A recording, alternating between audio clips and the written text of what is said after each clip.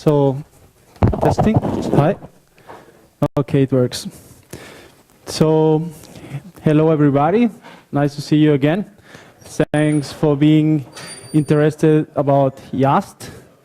I can introduce myself. My name is Duncan McVicar. I work for SUSE as a team lead for the YaST team in Nuremberg.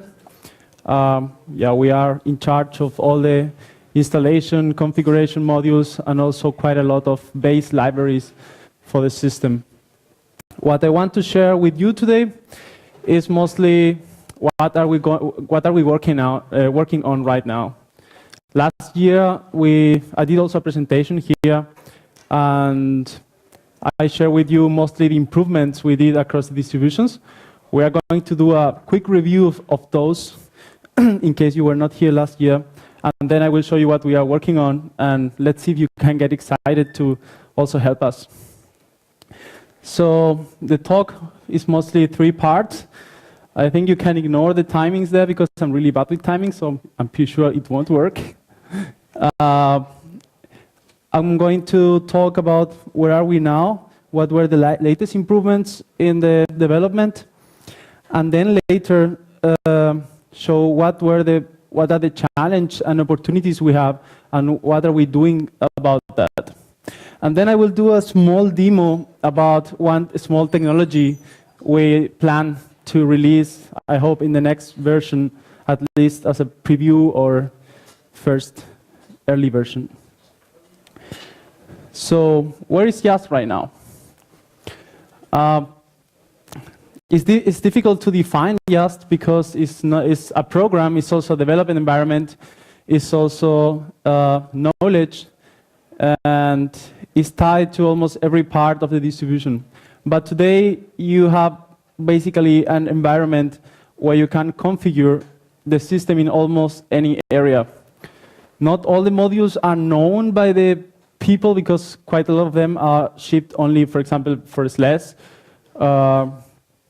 While they are still open source and they are still in our repository, not much users cares about them. The areas we have include file sharing. We can configure clients and server for NFS, Samba. I'm going to talk exactly about a problem about, for example, these modules. We have quite advanced partitioning. That means we are able to partition the system on installation. And also we provide a tool to do quite advanced partitioning with LVM, cryptographic. You can basically build your own stack of storage with it. We have, of course, really important, one of the most used tasks, software management.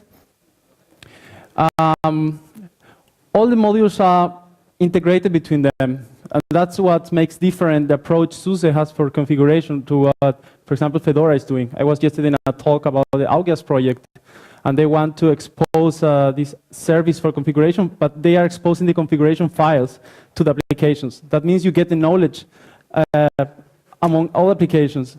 And that's the knowledge YaST captures. For example, if you configure a web server, the web server module will be called. You will be asked to, if you don't have the Apache installed, it will talk with the software module to actually get the package there first. And once the Apache is configured, it will talk with the security, the firewall module, to open the port. So you make sure that the port 80 is open. So, and that's quite important. In Linux, we can't see configuration as just, let's open this configuration file and let's change a value, because that usually doesn't work. Apart of that, we have support to configure hardware. This is actually becoming less important because in the latest time, this is like a commodity. Almost everything works out of the box. Things like printing configuration is also not much needed anymore. But there are stuff that needs also knowledge from different parts. For example, if you want to configure fingerprint scanner, then yeah, you need to set up the desktop environment so it actually uses the password or something with a finger scanner. And we also got a new module. This is new in the last release. We added a nice overview about the security, so you don't need to know or be a security expert. YaST can tell you more or less how secure is your system and what settings you can change. So that's where we are now.